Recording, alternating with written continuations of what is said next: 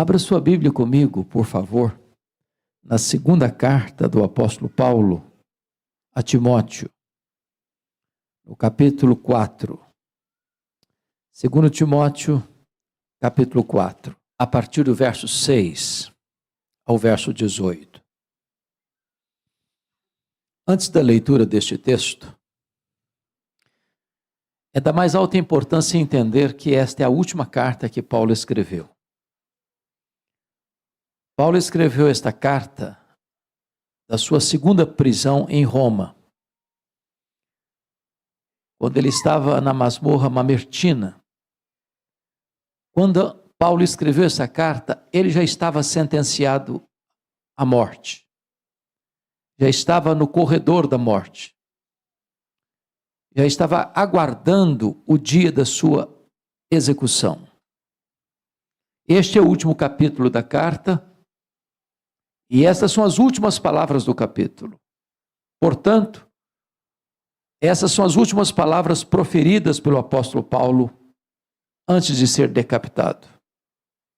Estão carregadas de muita emoção e têm para nós um significado muito importante. Ele está escrevendo para Timóteo, seu filho na fé, que então era pastor em Éfeso, na Ásia Menor. E ao escrever esta carta, ele diz assim: Timóteo, quanto a mim, já estou sendo oferecido por libação, e o tempo da minha partida é chegado. Combati o bom combate, completei a carreira, guardei a fé.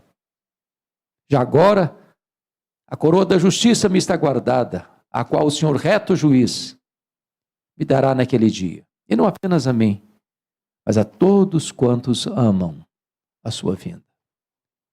Procura vir ter comigo depressa, porque Demas, tendo amado o presente século, me abandonou, se foi para Tessalônica. Crescente foi para Galácia, Tito para Dalmácia. Somente Lucas está comigo. Toma contigo Marcos e traze-o, pois me é útil para o ministério. Quanto a Tíquico, mandei-o até Éfeso. Quando vieres, traz a capa que deixei em Trode, na casa de Carpo, bem como os livros, especialmente os pergaminhos. Alexandre, o latoeiro, causou-me muitos males. O Senhor lhe dará paga segundo as suas obras. Tu guarda-te também dele, porque resistiu fortemente às nossas palavras. Na minha primeira defesa, ninguém foi a meu favor, mas todos me abandonaram. Que isto não lhe seja posto em conta. Mas o Senhor me assistiu e me revestiu de forças, para que por meu intermédio a pregação fosse plenamente cumprida e todos os gentios ouvissem, e fui libertado da boca do leão. O Senhor me livrará também de toda obra maligna, me levará salvo para o seu reino celestial. A Ele glória pelos séculos dos séculos. Amém. Quero pedir permissão a vocês para só voltar nesse texto, já no final da minha fala. Nesta conferência missionária, eu gostaria de apresentar a vocês aquele que foi considerado o maior missionário da igreja cristã. Apóstolo Paulo. Aquele homem que foi o maior plantador de igrejas da história do cristianismo. Maior teólogo, maior pastor, maior evangelista. Aquele homem que plantou igrejas nas províncias da Galácia, da Macedônia, da Acaia, da Ásia Menor. Aquele homem que dos 27 livros do Novo Testamento escreveu 13. Aquele homem que morreu pobre, velho, cheio de cicatrizes, abandonado, acusado, condenado à pena de morte. Aquele homem que morreu degolado, mas é mais influente na história do que todos os Césares de Roma juntos. Quem é este homem? Que pode trazer para esta conferência missionária lampejos e direção. A história deste homem começa lá em Filipenses capítulo 3, versos 5 e 6, Quando diz que foi circuncidado ao 8º dia, da linhagem de Israel, da tribo de Benjamim, judeu, hebreu de hebreus, quanto à lei fariseu, quanto à lei ainda zeloso do evangelho. Ele era um judeu puro sangue. Diz Atos 22:3, que ele nasceu em Tarso da Cilícia, portanto era um cidadão romano por direito de nascimento, que mudou-se para Jerusalém, onde morava sua irmã, para estudar aos pés do grande mestre Gamaliel, neto do rabino Hilel, com o propósito de ser um dos grandes líderes do judaísmo do primeiro século. Gálatas 1,14 diz que ele, dentre os seus pares, se destacou, pelo zelo que ele tinha pela tradição dos judeus. Tornou-se um homem culto, poliglota, personalidade firme, capacidade em vulgar, liderança reconhecida. Se fortalecia entre o seu povo, com a promessa de ser o grande líder do judaísmo daquele tempo. Entretanto, enquanto Saulo de Tarso se fortalecia em Jerusalém, um outro rabino também crescia em Israel, não na decantada Jerusalém, no lugar da mais refinada cultura teológica, mas na pequena e pobre Nazaré da Galileia. Não perlustrando os bancos de uma academia, mas trabalhando na urdidura da luta de uma carpintaria com as mãos calejadas.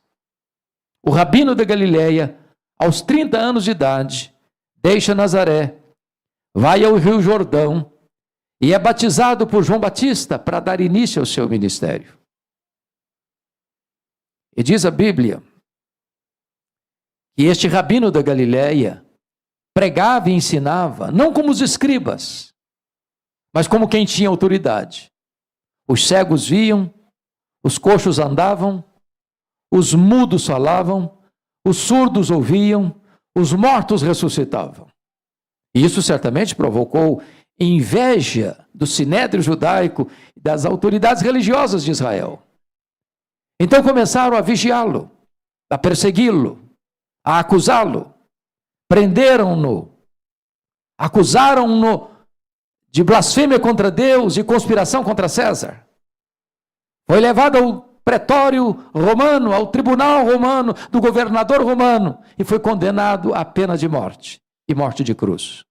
Crucificaram-no, sepultaram-no para alívio do sinédrio judaico. Porém, no primeiro dia da semana, o túmulo do Rabi da Galileia foi aberto de dentro para fora. Ele entrou nas entranhas da morte, matou a morte e ressuscitou, inaugurando a imortalidade. Isso provocou um grande tumulto entre os seus inimigos. E é então que se levanta Saulo de Tarso, com o braço de ferro do sinédrio judaico, para perseguir com fúria assassina a igreja cristã que acabava de nascer. E o livro de Atos dos Apóstolos apresenta Saulo com duas figuras. A primeira delas é que ele era uma fera selvagem. Isso está posto lá em Atos 9:1, quando diz que ele respirava ameaças e morte contra os discípulos de Jesus. E a palavra na língua grega significa a mesma fúria indomável de uma fera que salta sobre a sua presa para devorá-la. Ele era uma fera selvagem. Se não, vejamos. Ele a si mesmo se define lá em 1 Timóteo 1,13 como um perseguidor insolente e blasfemo. Ele se denomina em 1 Coríntios 15:9 como o menor dos apóstolos, que nem tinha direito de ser chamado apóstolo, porque ele perseguiu a igreja de Deus.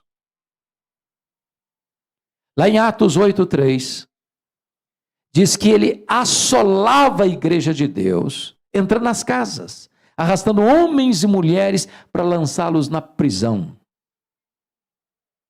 Mas, Gálatas 1, versículo 13, diz que ele devastava a igreja de Deus.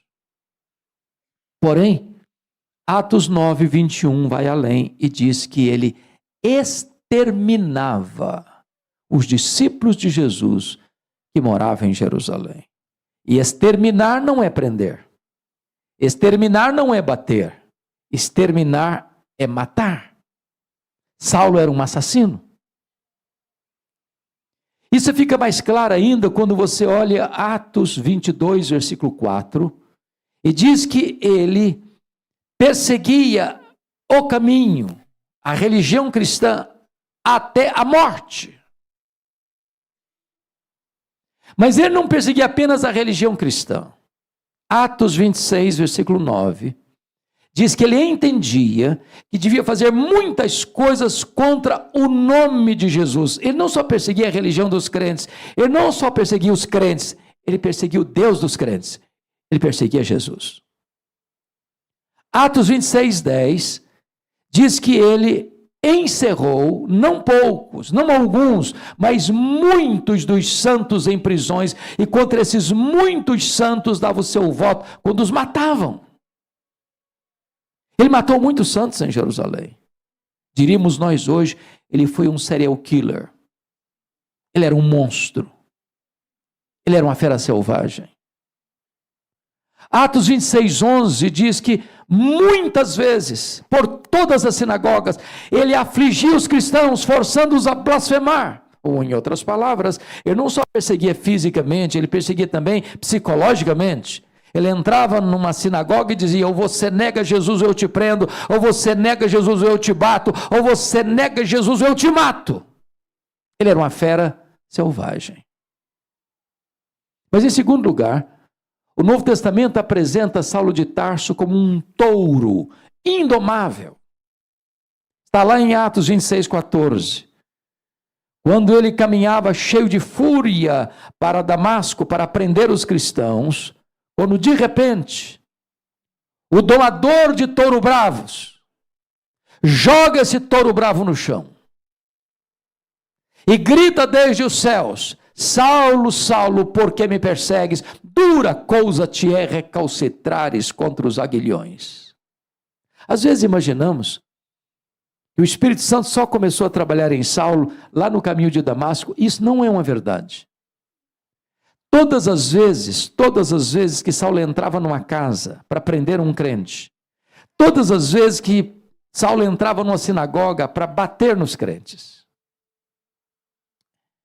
e esses crentes, em vez de negar a sua fé, estavam prontos a morrer por causa de Jesus e não negar o nome de Jesus. Era o Espírito Santo picando a consciência deste homem. Era o Espírito Santo ferroando esse touro bravo. Mas esse touro bravo não quer ser amansado.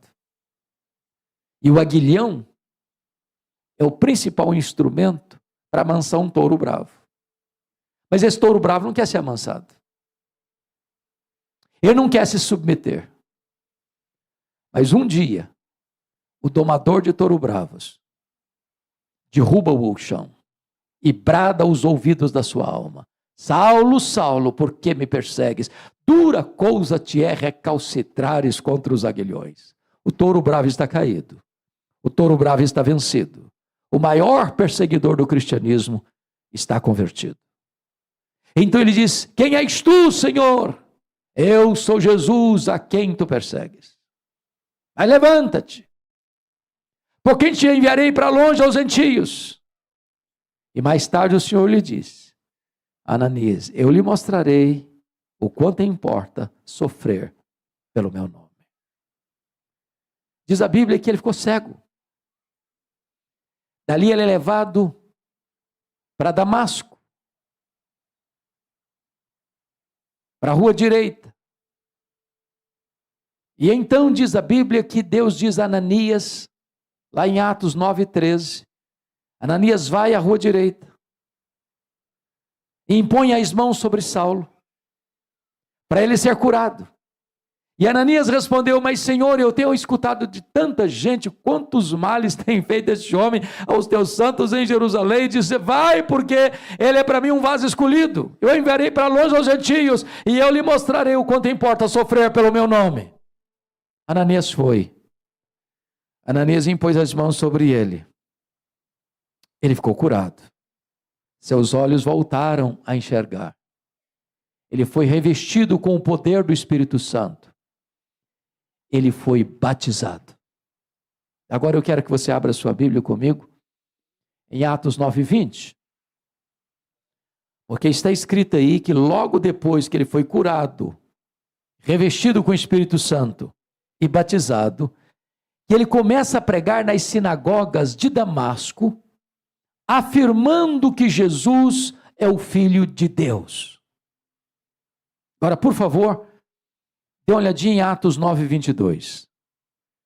Diz que Saulo mais e mais se fortalecia, confundindo os judeus, demonstrando que Jesus é o Cristo.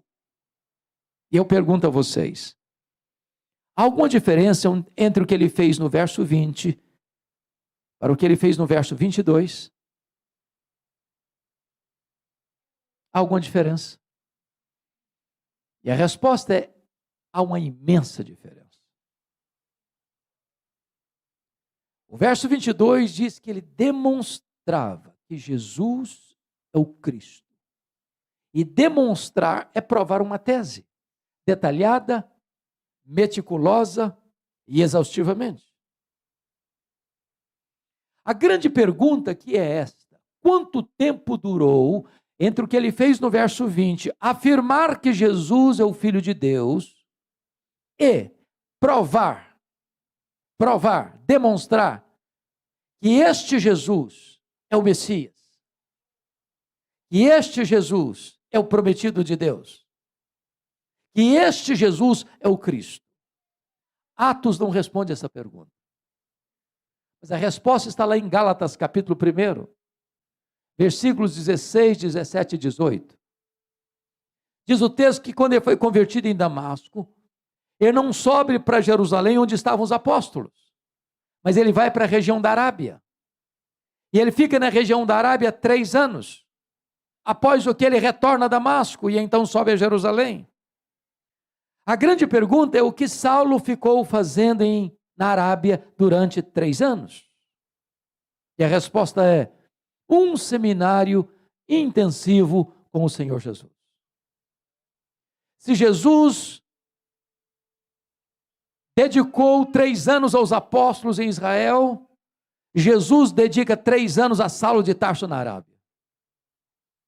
Ali ele relê certamente, relê o Antigo Testamento. E então ele conclui que este Jesus que ele perseguira era verdadeiramente o Cristo, o Messias. Ali ele aprende teologia, não aos pés de um grande mestre, como aprendera as doutrinas judaicas aos pés de Gamaliel. Ali ele recebe do próprio Senhor Jesus a revelação. E então, convencido desta verdade, ele volta, segundo Gálatas 1,17, outra vez para Damasco, depois de 3 anos, e exatamente aí se encaixa o verso 22. Saulo mais e mais se fortalecia, confundindo os judeus, demonstrando, provando que Jesus é o Messias, que Jesus é o Cristo. O que acontece? Os judeus de Damasco querem matá-lo. Ele precisa fugir, de maneira humilhante, de noite, dentro de um cesto, por aí abaixo. E para onde ele vai agora? Veja comigo Atos 9:26. Agora ele sobe para Jerusalém. Agora eu preciso muito da sua atenção, muito. Porque gostaria de levantar uma tese aqui. E a tese é esta. Quando Saulo sobe aqui em Atos 9:26 para Jerusalém, ele sobe não fundamentado na nova aliança, mas ainda na velha aliança. E o ponto que eu quero destacar é este. Às vezes a gente imagina que Saulo foi poderosamente usado por Deus desde a sua conversão. Isso não é um fato. Não é um fato.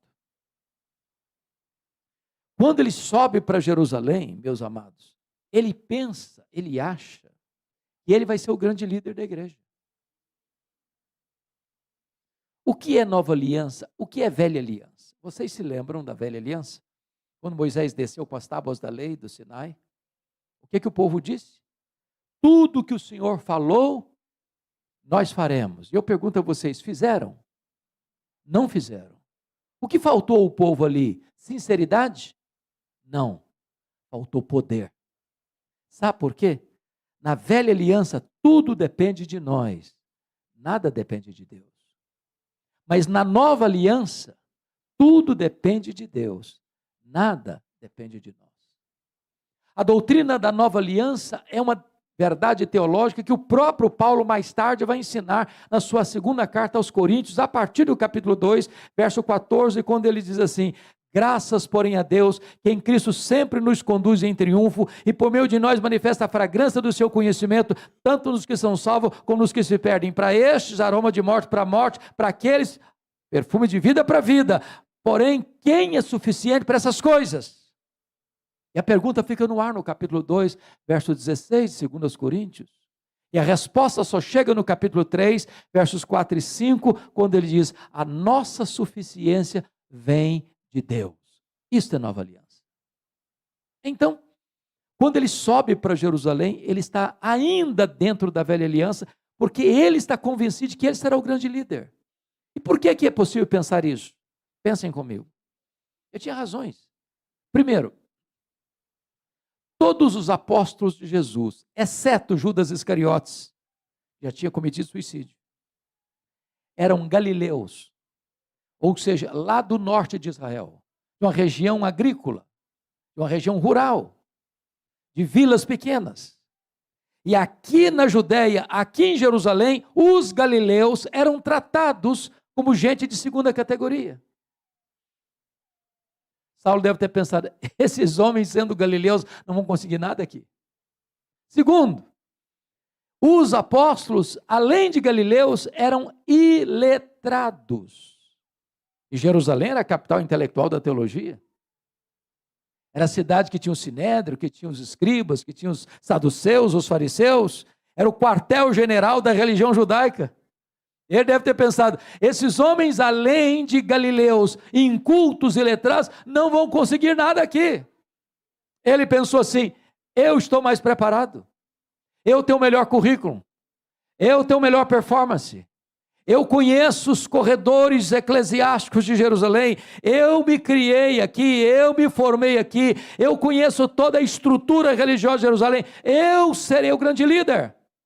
Quando ele chega, Atos 9, 26, a igreja de Jerusalém não acreditou na conversão dele. A igreja de Jerusalém pensou que ele estava sabotando a fé cristã para perseguir os cristãos e bateu a porta da igreja na cara dele. Para quem queria ser líder, nem recebido foi. Mas Atos 9, 27 diz que Barnabé o acolhe, que Barnabé o recebe, que Barnabé o apresenta aos apóstolos, que os apóstolos o abraçam, o acolhem, e agora sim ele tem entrada na igreja, ele tem desenvoltura na igreja de Jerusalém, ele discute, ele conversa, ele dialoga com os helenistas, os judeus nascidos fora de Israel, e chegou um momento que os helenistas disseram assim, nós vamos matar Paulo. Aí os membros da igreja se reuniram e disseram para ele assim, ô Paulo, você tem que ir embora daqui, você não pode ser nosso pastor. Notinha de rodapé, nós pastores. Não tem nada mais complicado para um pastor de achar que ele deve ficar na igreja e todos os membros da igreja estão convencidos que ele deve ir embora da igreja. Sabe o que aconteceu? Ele não foi embora. Mas não foram só os crentes que queriam que ele fosse embora, não. Atos 22, versículo 17, diz que o próprio Deus apareceu para ele em visão e disse, vai embora de Jerusalém, eles não vão te ouvir. Meus irmãos, ir embora da igreja porque os crentes não querem mais, ou porque a liderança não quer mais é uma coisa, mas ir embora da igreja porque Deus está dizendo, vai embora, não sobra mais opção. Sabe o que aconteceu com ele? Ele não foi embora. Ele discutiu com Deus. Está lá em Atos 22, 18. Não, senhor, eu persegui a igreja aqui. Quando se matou Estevão, tua testemunha, estava presente, consentia nisso, até guardei as vestes daquele que apedrejaram. Sabe o que ele está dizendo? Deus, o senhor pensa melhor, o senhor pensa direito. Se eu sair dessa igreja, nada vai funcionar aqui. Eu sou insubstituível. Só que Deus não mudou. Foi Saulo quem teve que mudar e mudar. Disse, vai! Sabe o que aconteceu com ele? Ele não foi. Não foi. Volte para Atos 9:30, porque está escrito aí que os discípulos se reuniram e levaram Paulo até Cesareia. Preste atenção, ele não foi, ele foi levado. Ele não saiu, saíram com ele. Ele saiu de Jerusalém como Ló saiu de Sodoma a reboque. E para onde ele foi? Atos 9:30. Mandaram-no para Tarso. Sabe onde era Tarso?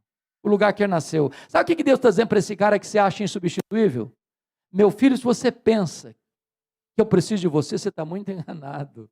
É você quem precisa de mim. Então faz uma coisa, arruma as malas e volta para casa. Sabe quanto tempo eu fico lá no molho, longe dos holofotes, completamente esquecido? 10 anos. Para quem queria ser líder, 10 anos na sombra do anonimato. Mas o pior não tinha acontecido, não. Dá uma conferida em Atos 9:31. Diz que no dia que Saulo foi embora da igreja de Jerusalém, a igreja passou a ter paz e passou a crescer. Você quer uma copa piar para um pastor que isso? No dia que vai embora da igreja, todos os problemas da igreja se resolvem, a igreja começa a desenvolver e crescer e ter paz. Sabe o que Deus está ensinando para esse homem?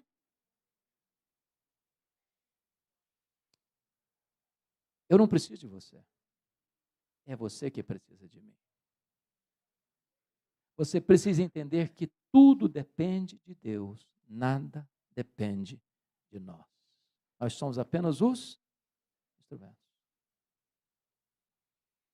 Depois de 10 anos, acontece um avivamento em Antioquia da Síria, a terceira maior cidade do mundo.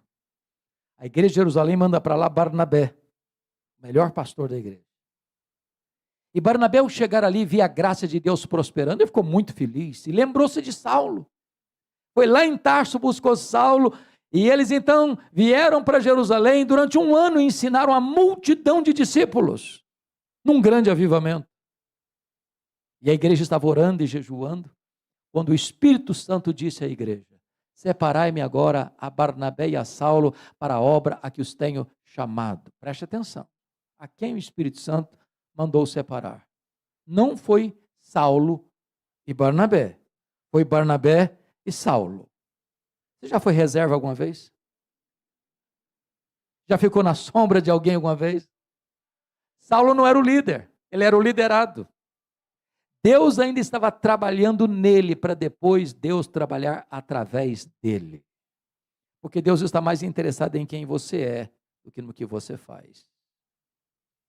Pois bem, então saíram para a primeira viagem missionária. Aí chegaram em Pafos. Começam a evangelizar o governador, o procônsul, Sérgio Paulo, mas tem um mágico a tiracolo, tentando impedir o governador de ouvir a palavra. Porque se o governador se converte, ele perde o emprego de mágico. E lá pelas tantas diz a Bíblia que Saulo ficou furioso com a situação e cheio do Espírito Santo disse ao mágico: ó servo do diabo, até quando perverterás os retos caminhos de Deus? Pois ficarás cego. O mágico fica cego, os olhos do governador se abrem e ele se converte. E a partir dali, Saulo deixou de usar o seu nome judaico Saulo para usar o seu nome romano Paulo. E a partir dali, ele vai se tornar o maior líder do cristianismo. Quando chega em Atos 13:13, estão em Perge da Panfilha, e o jovem Marcos, que era primo do Barnabé, deixa os dois missionários e retorna para a casa da sua mãe em Jerusalém. A grande pergunta é: por que Marcos abandonou os missionários no meio do caminho? A Bíblia não responde. Talvez nós pudéssemos cogitar 3 possibilidades. A primeira delas, eu acho que o Marcos era jovem demais, pensou que missões fosse turismo. Quando ele percebeu que não era turismo, se decepcionou. Eu vou voltar, não é isso que eu queria não. Isso é uma possibilidade. A segunda possibilidade é que quando ele sai de Antioquia da Síria, quem lidera a caravana missionária é o seu primo Barnabé. No meio do caminho muda o comando, agora é Paulo que comanda. Ele deve ter pensado assim: sob a liderança do meu primo eu tinha coragem de ir, mas na liderança do outro eu não vou não. A terceira possibilidade, e eu creio na terceira, está escrito lá em Gálatas capítulo 4, que Paulo pregou o evangelho pela primeira vez na Galácia, ou seja, Antioquia da Pisídia, Icônio, Derbe e Listra, pela primeira vez, por causa de uma enfermidade física. Pergunta: que enfermidade física era essa? Talvez a mesma de 2 Coríntios 12:7, um espinho na carne, mensageiro de Satanás, para lhes bofetear, a fim de que ele não se ensoberbecesse. Segundo os estudiosos, Perge da Panfilha era uma região alagadiça, pantanosa, com muita incidência de malária. E possivelmente Paulo contrai uma malária, que dá uma dor de cabeça alucinante, que afetava inclusive a visão, porque os crentes da Galácia disseram para Paulo que estavam dispostos a arrancar os próprios olhos para dá-los a Paulo.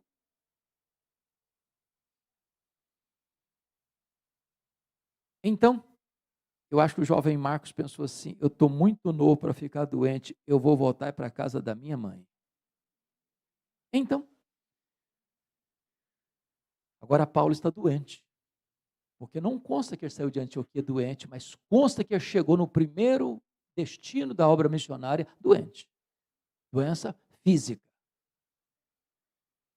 Sobem as montanhas do Cáucaso, chegam na província da Galácia, plantam igrejas com lágrimas e com sangue.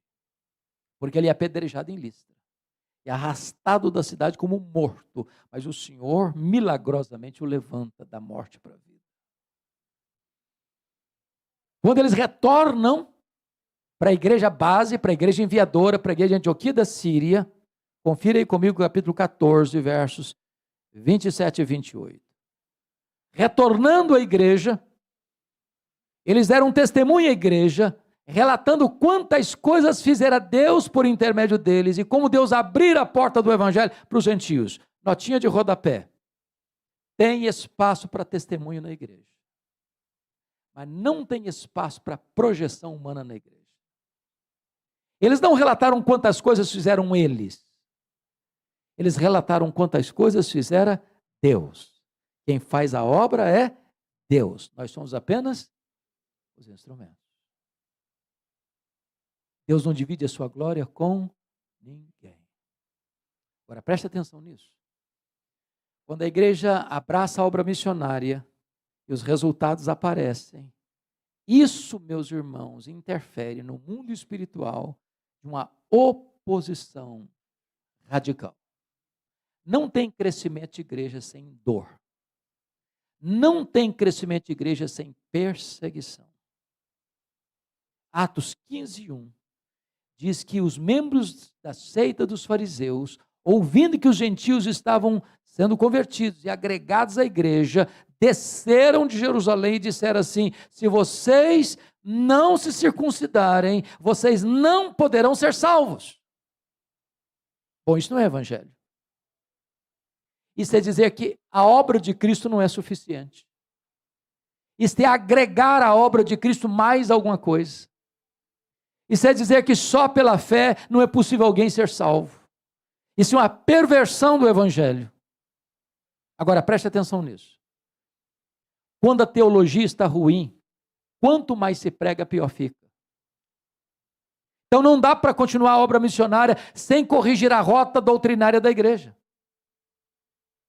Então convocaram um concílio em Jerusalém, onde os apóstolos e os presbíteros se reuniram, onde Tiago, irmão de Jesus, filho de Maria, preside o concílio, onde falam Barnabé, Paulo e Pedro, onde se toma uma decisão, e a decisão tomada é que só a fé em Jesus é suficiente para a salvação e não se pode agregar mais nada à obra perfeita e cabal de Cristo. Decisão tomada, decisão escrita, decisão comunicada às igrejas gentílicas. Agora a teologia está boa, a rota teológica da igreja foi corrigida, agora vamos voltar para a segunda viagem missionária.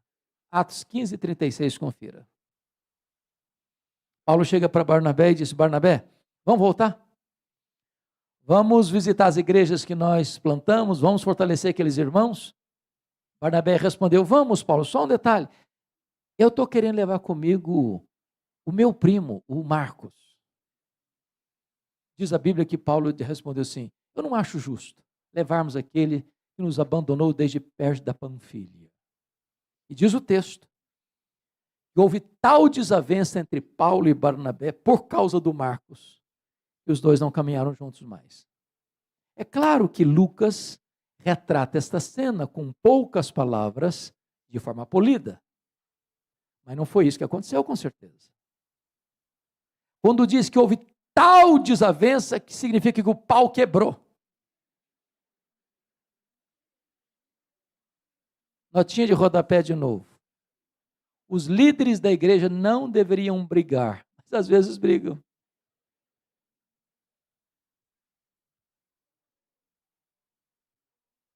Agora, até quando os líderes brigam, o plano de Deus não pode ser frustrado. Que agora, em vez de uma caravana, tem duas. O Barnabé pega o Marcos e leva lá para Chipre. Paulo pega um profeta da igreja de Jerusalém, Silas, e caminha para uma outra direção. E eu fico imaginando, irmão, se não tivesse um Barnabé na vida do Marcos. Já se sentiu persona não grata? Alguém já disse assim para você: no meu time você não joga, na minha equipe você não trabalha? O que eu achei maravilhoso é que Deus abençoou esse Marcos de tal maneira que mais tarde foi discipulado pelo apóstolo Pedro, e quem escreveu o primeiro evangelho foi Marcos. Marcos foi escrito antes de Mateus, antes de Lucas, e Mateus e Lucas basearam boa parte do evangelho que escreveram no conteúdo de Marcos. Pois bem, quando Paulo vai com Silas, agora numa nova caravana missionária, ele quer entrar na Ásia. Mas quem dirige a obra missionária, irmãos, é o Espírito Santo. E diz a Bíblia que o Espírito impediu Paulo de entrar na Ásia. E então Paulo está em Trode, uma região portuária. E ele tem uma visão de um varão macedônio que diz para ele: passa a Macedônia e ajuda-nos. E ele entendeu que era Deus falando com ele. E ele então entra no Ocidente, entra no que nós chamamos de Europa, e louvado seja Deus. Por isso o Ocidente não está mergulhado nas religiões pagãs. Nós hoje somos abençoados com a luz do Evangelho, pela direção que o Espírito Santo dá à obra missionária da igreja. E ele chegou em Filipos, depois de desembarcar em Neápolis. Era a colônia romana. Agora preste atenção de novo, porque são dicas missionárias. Quem dá direção para a obra missionária é o Espírito Santo, mas quem escolhe os melhores métodos somos nós. Vejam Paulo, ele só vai parar em cidades estratégicas. Filipos era uma colônia romana, Tessalônica era a capital da Macedônia, Beré, a importante cidade da Macedônia, Atenas, a capital intelectual do mundo, Corinto, a capital da Caia, Éfeso, capital da Ásia Menor. Por que Paulo está fazendo isso? Porque Paulo sabe que se você plantar uma igreja estratégica influencia toda a sua micro-região. Vamos plantar uma igreja? Vamos. Que cidade? Vamos comprar um terreno para construir um templo? Vamos. Em que bairro? Em que rua? Qual terreno? Porque às vezes a gente pega a rua mais escondida, o terreno mais complicado, no lugar mais difícil de acesso. Paulo está nos dando estratégias missionárias. Pois bem, a obra de Deus avança, meus irmãos, com dificuldades. Porque em Filipos, Paulo foi preso, açoitado e jogado na prisão. Em Tessalônica, ele foi escorraçado. Em Bereia, ele foi enxotado. Em Atenas, ele foi chamado de tagarela. Em Corinto, ele ficou 18 meses e foi chamado de impostor. Em Éfeso, ele ficou 3 anos e enfrentou feras, a ponto de dizer que ele chegou a ponto de desesperar-se da própria vida. O fato de você estar fazendo a obra de Deus do jeito de Deus, pela direção de Deus, não significa que você vai ter vida fácil. Pois bem, quando ele está saindo de Éfeso, onde ficou 3 anos, e onde experimentou para mim um dos maiores avivamentos registrados na Bíblia, prestem bem atenção nisso. Éfeso era uma cidade na época de mais de 300 mil habitantes. Éfeso era a capital de uma grande província da Ásia Menor. Éfeso era um dos principais polos de adoração ao imperador. Éfeso hospedava uma das 7 maravilhas do mundo antigo, o grande templo da deusa Diana, 4 vezes maior do que o Partenon de Atenas. Éfeso era uma cidade extremamente idólatra e extremamente feiticeira. Paulo está ali 3 anos, não tem rádio, não tem televisão, não tem Bíblia impressa, não tem folheto, não tem zap, e ele em 3 anos impacta de tal maneira a cidade, que a idolatria recua, os feiticeiros se convertem e queimam suas obras em praça pública, a palavra de Deus prevalece na cidade, e ele planta igrejas em toda a província, Esmirna, Pérgamo, Tiatira, Sardes, Filadélfia, Laodiceia, Colossos e Hierápolis. Um milagre, um avivamento. Mas notem uma coisa. Foi profetizado por Ágabo, o profeta Ágabo, que no período do imperador Cláudio, que governou o Império Romano de 41 a 54, haveria uma grande fome no mundo. Conforme Gálatas 2:10, quando Paulo está indo para os gentios, os colunas da igreja de Jerusalém disseram para ele: você vai para os gentios, Paulo, mas você não vai se esquecer dos pobres.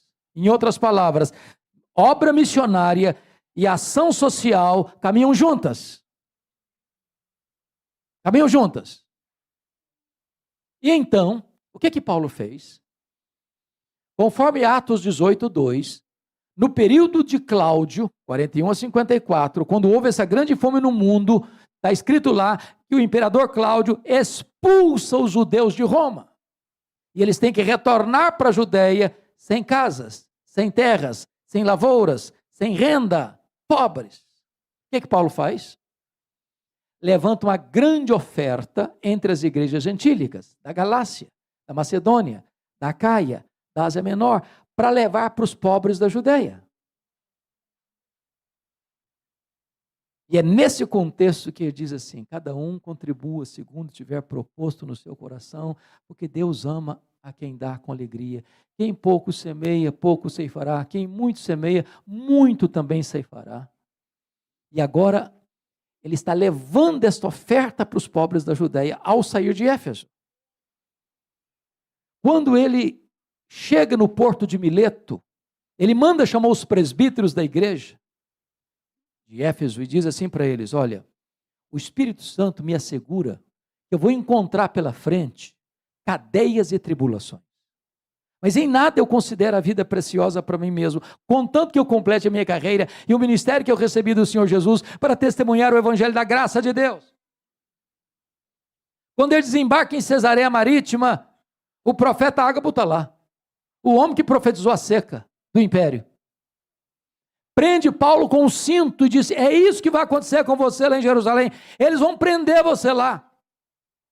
Os crentes dizem para Paulo: oh, Paulo, não vai não, Paulo, não vai não, Paulo, não sobe não, Paulo, não vá para Jerusalém não, Paulo. E Paulo diz: o que vocês estão fazendo comigo? Eu estou pronto não só a ser preso em Jerusalém, eu estou pronto a dar a minha vida por Jesus em Jerusalém. E ele foi, e ele entregou as ofertas, e ele foi preso mesmo.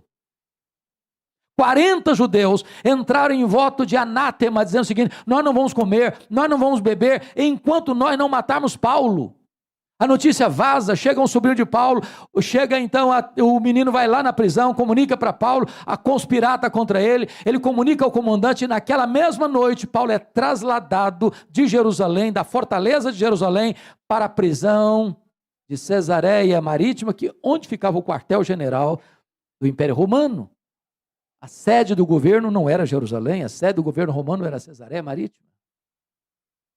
E diz a Bíblia que Paulo ficou ali 2 anos, sendo acusado pelos judeus. Mas enquanto ele estava na fortaleza de Jerusalém, na masmorra, Atos 23:11, o Senhor apareceu para ele e disse: coragem, Paulo! Assim como você deu testemunho aqui em Jerusalém, eu quero que você dê testemunho também em Roma.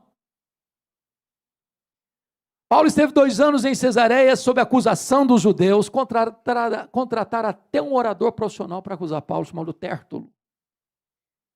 Na mudança de governo de Félix para Festo, os judeus tentaram corromper o governador. E o Sinédrio disse para o governador Festo: governador, esse prisioneiro Paulo está sendo julgado no fórum errado. Não é o fórum de Curitiba, desculpem. Não é o fórum de Cesareia. É o fórum de Jerusalém. O problema não é legal, o problema é religioso, o problema não é com a justiça, o problema é com o Sinédrio. Então manda esse Paulo para cá, porque aqui é o fórum legítimo para julgá-lo. Só que eles queriam matar Paulo na estrada. Paulo percebeu a jogada, sendo cidadão romano, ele respondeu: eu sou cidadão romano e quero ser julgado diante de César. Festo disse: para César você quer ir? Para César você irá. Agora preste atenção aqui de novo. Paulo queria ir para Roma. Quando ele escreveu a sua carta aos romanos, viajando de Éfeso para Jerusalém, nesse interregno que ele escreve Romanos, tanto no capítulo 1 quanto no capítulo 15 da carta aos romanos, ele testemunha o propósito, o desejo que ele tem de ir a Roma e de Roma ser enviado à Espanha. Mas não só ele queria ir para Roma. Atos 23:11 diz que o próprio Deus diz: eu quero que você dê testemunho também em Roma. E no dia que ele vai para Roma, ele enfrenta um naufrágio. Você pode entender isso? Você está fazendo obra missionária. Você está fazendo o que Deus mandou você fazer. A circunstância é carrancuda. Tinha 276 pessoas naquele navio. 14 dias sem saber se era dia ou noite. O pânico, o medo, o desespero tomou conta de todo mundo. Quando a coisa estava mais sombria, um anjo do Senhor apareceu para Paulo lá no navio e disse: coragem, Paulo, ninguém vai morrer. O Senhor te entregou toda essa gente na sua mão, mas é necessário que vocês vão dar numa ilha. E está em Atos 27, meus amados, a oração mais óbvia da Bíblia. Sabe qual é a oração mais óbvia da Bíblia? Eles oraram para o dia amanhecer. Deixa eu dizer uma coisa para você. Se você orar, o dia amanhece. Mas se você não orar, o dia amanhece do mesmo jeito. E por que eles oraram para o dia amanhecer? É porque há circunstâncias na vida, meus amados irmãos, tão difíceis, tão amargas, tão dolorosas, que você diz: meu Deus, eu não aguento mais. Ou o Senhor traz luz, ou nós vamos perecer. Quando o dia amanheceu, eles avistaram a ilha de Malta. O navio se despedaça todo, mas ninguém perece. Os malteses, que eram bárbaros, não falavam o grego, prepararam uma grande fogueira para aquecê-los, e a única pessoa dos 276 tripulantes do navio que buscou manter a chama acesa foi Paulo, pegando uns gravetos para jogar no fogo. Quando ele joga aquele punhado de gravetos no fogo, uma víbora brota do fogo e prende na mão do Paulo, e os gregos gritaram: é um assassino, tente se livrar do mar, a justiça não deixa viver, vai cair, vai inchar, vai morrer, não caiu, não morreu, não inchou, isso é um Deus. Não, agora não é nem um assassino, nem um Deus, agora é o servo do Deus vivo. Na verdade, não foi a tempestade que levou Paulo para a ilha de Malta, foi a mão da providência divina. O prefeito, pai do prefeito estava doente, ele orou por ele, ele foi curado. Os enfermos vieram, Paulo orou por eles, eles foram curados. Depois dos 3 meses de inverno rigoroso, eles encaminham Paulo para Roma com todas as suas necessidades supridas. Agora preste atenção de novo. Qual era o sonho de Paulo? Qual era o desejo de Paulo? Chegar em Jerusalém, ficar um tempo com a igreja, encorajar a igreja, ser enviado pela igreja de Jerusalém para a Espanha. Mas ele chega o quê? Preso. Ele chega o quê? Algemado. O coração do homem faz planos, mas a resposta certa Vem de Deus. E desta prisão, ele escreve Efésios, Filipenses, Colossenses, Filemão. E ele vai dizer na carta aos Filipenses 1,12 assim: meus irmãos, eu quero que vocês saibam que as coisas que me aconteceram têm antes contribuído para o progresso do Evangelho. Dá vontade de encostar bem pertinho de Paulo e perguntar assim: Paulo, de que coisas você está falando? Que contribuíram para o progresso do Evangelho? E ele poderia fazer um resumão para nós. Ele poderia dizer assim: eu fui perseguido em Damasco, eu fui rejeitado em Jerusalém, eu fui esquecido em Tarso, eu fui apedrejado em Listra, eu fui açoitado em Filipos, eu fui escorraçado de Tessalônica, eu fui enxotado de Bereia, eu fui chamado de tagarela em Atenas, eu fui chamado de impostor em Corinto, eu enfrentei feras em Éfeso, eu fui preso em Jerusalém, eu fui acusado em Cesareia, eu enfrentei um naufrágio para Roma, eu fui picado por uma cobra em Malta, eu cheguei em Roma preso e algemado, mas eu quero que vocês saibam que as coisas que me aconteceram têm antes contribuído para o progresso do Evangelho. Esse homem não crê em acaso, esse homem não crê em sorte, esse homem não crê em determinismo, esse homem crê que a mão de Deus dirige o seu destino. Porque ele estava preso em Roma, 3 coisas aconteceram, diz ele em Filipenses 1. Primeiro, as igrejas foram mais encorajadas a pregar. Quando a igreja de Roma viu Paulo preso, trabalhando mais do que eles, que estavam livres, se mexeram. Aliás, Ray Stedman, de saudosa memória, disse uma coisa que, segundo ele, é um dos melhores métodos de crescimento da igreja. Eu não concordo tanto com ele, não gosto muito da opinião dele. Mas ele disse assim: você quer ver a igreja crescer? Bote os pastores na cadeia e a igreja crescerá. Não gostei muito. Segunda coisa que aconteceu, porque ele estava preso, diz ele, porque ele estava preso, toda a guarda pretoriana tomou conhecimento das suas cadeias em Cristo. A pergunta é: o que era a guarda pretoriana? Era a guarda de elite do imperador. Eram 16 mil soldados de escol, da mais alta patente do império. Se Paulo estivesse solto, ele jamais alcançaria a elite militar de Roma. Ele ficou 2 anos preso. 3 turnos por dia, um soldado algemado com ele. E o que ele fez? Evangelho neles, evangelho neles, evangelho neles. O cara não podia nem sair porque estava algemado com ele. Depois de 3 anos, toda a guarda pretoriana estava evangelizada. E no capítulo 4, verso 22 de Filipenses, ele diz assim: os santos vos saúdam, especialmente os da casa de César. O César, que era o Nero da época, não sabia disso, mas Deus o havia constituído em presidente das missões estrangeiras do império, que havia colocado lá dentro do palácio o maior pregador, o maior missionário, e diante deles foi o auditório.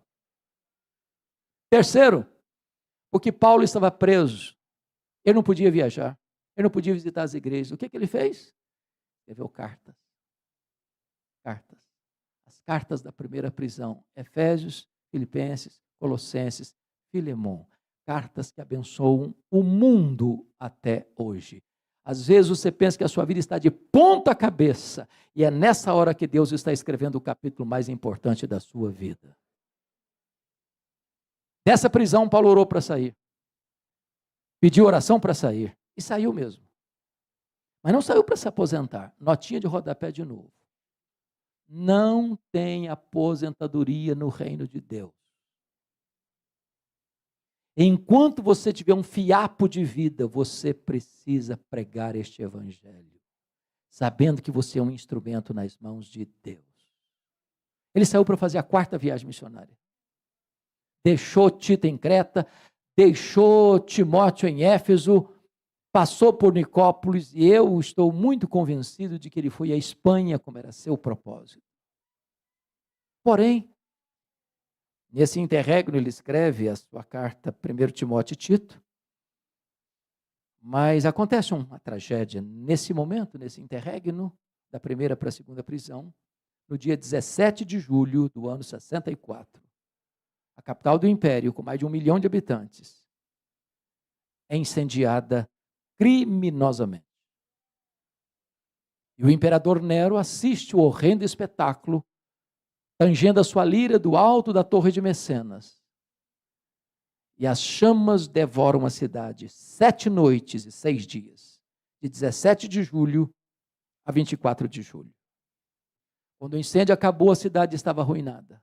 Dos 14 bairros de Roma, 10 foram destruídos, apenas os 4 restantes, densamente povoados por judeus e cristãos, dão a Nero um álibi para botar a culpa do incêndio de Roma nos cristãos. E começa um massacre. Para vocês terem uma ideia, faltou madeira para fazer cruz em Roma, tamanha quantidade de crentes crucificados. Quando não tinha mais madeira para fazer cruz, os crentes eram amarrados nos postes, cobertos de piche e queimados vivos para iluminar as noites de Roma. Uma perseguição sangrenta e brutal. A essas alturas, Paulo era o grande líder do Ocidente. E aí começou a ser caçado. Começou a ser procurado. Até que botam a mão nele, talvez em Trode, na casa de Carpo, não dá para pegar sequer os seus objetos pessoais, sua capa, seus livros, seus pergaminhos. Ele é levado para Roma e agora não é mais colocado numa prisão domiciliar, como estava na primeira vez, mas ele é colocado na masmorra mamertina, um lugar úmido, escuro, sujo, fétido, insalubre, de onde as pessoas saíam ou leprosas ou para o martírio. É desta prisão que ele escreve a sua última carta, segundo Timóteo. E agora eu queria que você voltasse lá para o texto original, que nós lemos no começo, para encerrarmos. E este homem vai dizer assim para Timóteo: ô Timóteo, eu quero fazer um balanço da minha vida para você, meu filho. Porque é possível que algumas pessoas tivessem dó de Paulo, piedade de Paulo, coitado do Paulo. E ele começa a fazer uma avaliação do seu passado no verso 7. Combati o bom combate, completei a carreira, guardei a fé. Notem que todos os verbos estão no passado. O que ele está dizendo é que a vida não é uma vida de amenidades, é um combate. Mas é um bom combate. E eu gosto disso, sabe por quê? Quando a gente é mais jovem, a gente é mais arrojado, não é verdade? Às vezes briga até com a sombra. Se o combate não é bom, não entra nele, não. Não vale a pena. Tem combate que não tem fruto nenhum. Mas se o combate é bom, combata-o. Ele tinha um sonho na vida dele, que compartilhou lá em Atos 20, 24, que era completar a sua carreira. Agora, completar a carreira não é mais um projeto de vida, é um testemunho de vida. Eu completei a carreira. No meio de tantas vozes, ele diz: eu guardei a fé. No verso de número 6, ele vai fazer uma avaliação do seu presente. Já estou sendo oferecido por libação e o tempo da minha partida é chegada. Sabe o que ele está dizendo? Ô Timóteo, não é Roma que vai me matar, não, Timóteo. É eu que vou me entregar. E eu não vou me entregar para Roma, não, Timóteo. Eu vou me entregar para o Senhor, como sacrifício, como libação ao meu Deus. Eu não vou morrer também, não, Timóteo. Eu vou partir. Porque a palavra partida aí é um eufemismo para a morte. E essa palavra no grego tinha 3 significados. Primeiro, essa palavra significava tirar o fardo das costas de alguém e aliviá-lo da bagagem. Sabe o que é morrer para um crente? Apocalipse 14, 13. É descansar das suas fadigas. Segundo, essa palavra partida significava desatar um bote para atravessar para o outro lado do rio. Sabe o que é morrer para um crente? Fazer a última viagem rumo à pátria celestial. Terceiro, a palavra partida significava afrouxar as estacas de uma barraca temporária e mudar-se para sua casa permanente. Sabe o que é morrer para um crente? É mudar de endereço e ir para a casa do Pai. Paulo não está com medo de morrer, porque sabe em quem tem crido e sabe para onde está indo. Mas no versículo 8 ele vai fazer uma avaliação do seu futuro. Já agora a coroa da justiça me está guardada, a com o seu reto juiz me dará naquele dia, não apenas a mim, mas a todos quantos amam a sua vinda. Sabe o que ele está dizendo para Timóteo? Ô Timóteo, o juiz da terra me condenou à pena de morte, mas isso não me importa, Timóteo. O que me importa de fato é que o reto juiz, diante de quem todos vão comparecer, já me justificou, não há condenação nenhuma mais sobre a minha vida, então não estou indo para o martírio não, Timóteo, eu estou indo receber a coroa da justiça. Mas esse homem não é um super-homem, nem um super-crente. Ele é um homem, igual a você e a mim. E o que me encanta em Paulo, as últimas palavras dele antes de morrer, deixando como legado para a história, é abrir o coração, despejar as dores da sua alma. E a primeira coisa que ele disse é que ele teve que lidar com o drama da solidão. Versículo 9 diz: procura vir ter comigo depressa. Gente precisa de Deus, mas gente precisa de gente. O segundo drama que ele abre o coração para compartilhar é o drama do abandono. Versículo 10. Demas me abandonou. E não é fácil ser abandonado no final da vida. Não é fácil ser abandonado por alguém que investiu na sua vida, a quem você investiu na vida dele. Não é fácil ser abandonado quando você mais precisa de ajuda. Terceiro, ele compartilha o drama da traição. Versículo 14 e 15. Alexandre o latoeiro causou-me muitos males. Foi este homem que delatou o apóstolo Paulo, segundo alguns estudiosos, culminando na sua segunda prisão e no seu consequente martírio. Não é fácil ser traído. Não é fácil ser apunhalado pelas costas. Não é fácil ter seu tapete puxado. E Paulo está enfrentando esse drama. De oposição não a ele, mas ao evangelho. Ele resistiu àquilo que eu preguei, Timóteo. Ele é um opositor do evangelho. Mas Paulo está enfrentando, meus irmãos, um outro drama terrível, que é o drama das privações. Olha o versículo 13. Paulo está enfrentando 3 privações. Primeiro, privação emocional. Está precisando de gente. Segundo, privação mental. Está precisando de ler. Paulo me ensina. Tem muita gente que vive a vida inteira e não estuda nada. Paulo está sentenciado à morte, que aprendeu um pouco mais. Ele está enfrentando privações físicas. Preste atenção nisso. O maior pastor, maior teólogo, maior missionário, maior plantador de igrejas da história do cristianismo, no final da vida, velho. E velho sente mais frio do que gente nova. Não tem uma capa velha para usar na chegada do inverno. Em Roma, a temperatura chega abaixo de 0 no inverno, e dentro de uma masmorra é tão frio quanto lá fora. E às vezes você e eu murmuramos, tendo casa para morar, tendo cama para dormir, tendo pão sobre a mesa. Mas finalmente, ele compartilha o drama da ingratidão.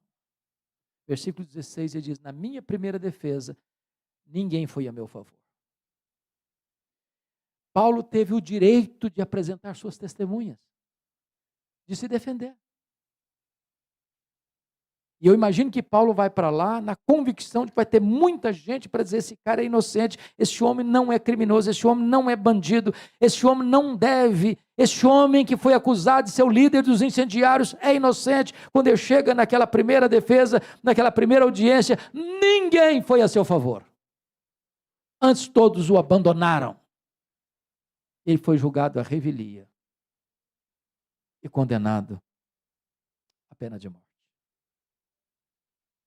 Por ser um cidadão romano, não foi crucificado como foi o apóstolo Pedro. Foi degolado. Quis a providência divina que nós não soubéssemos como encerrou o último momento da vida dele. Porém, eu vejo essa cena. Ela está viva na minha retina. Eu imagino o dia em que o carrasco, acostumado a matar, a aplicar a sentença de morte, recebe na sua mesa um papel, um pergaminho, com o nome de um prisioneiro que deveria ser executado naquele dia. Não era um prisioneiro qualquer, era o prisioneiro mais conhecido daquela prisão. Era o apóstolo Paulo.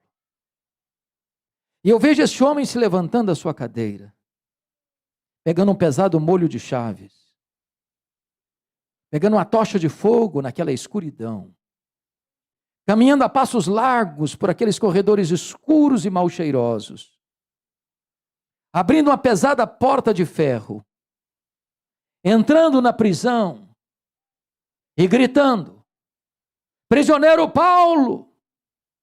Prisioneiro Paulo! Prisioneiro Paulo! E o velho responde: sou eu! Eu estou aqui! Ele é acorrentado. Ele é arrancado daquela masmorra. Ele é levado ao local da execução. Eu imagino que pela importância dele como prisioneiro conhecido em todo o império e acusado do mais perverso crime contra o império, o incêndio da capital, o carrasco lhe tenha dado a oportunidade de proferir suas últimas palavras. E eu imagino a cena.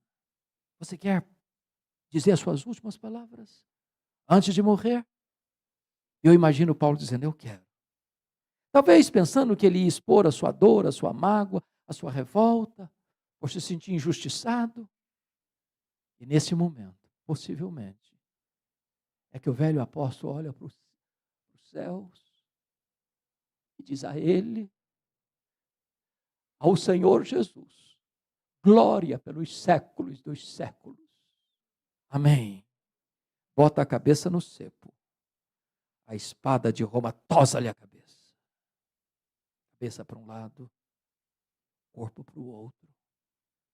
Tombou na terra como um mártir, foi recebido no céu como um príncipe.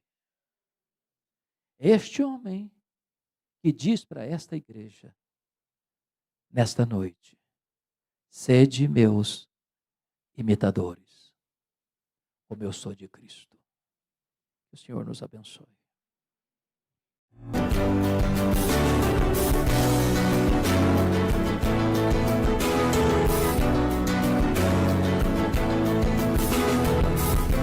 Palavra da Verdade, com Hernandes Dias Lopes.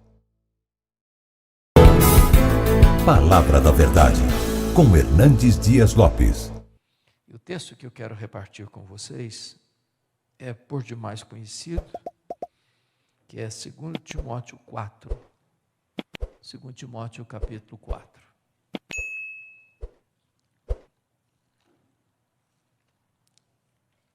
Nós leremos do verso 9 até o verso 18.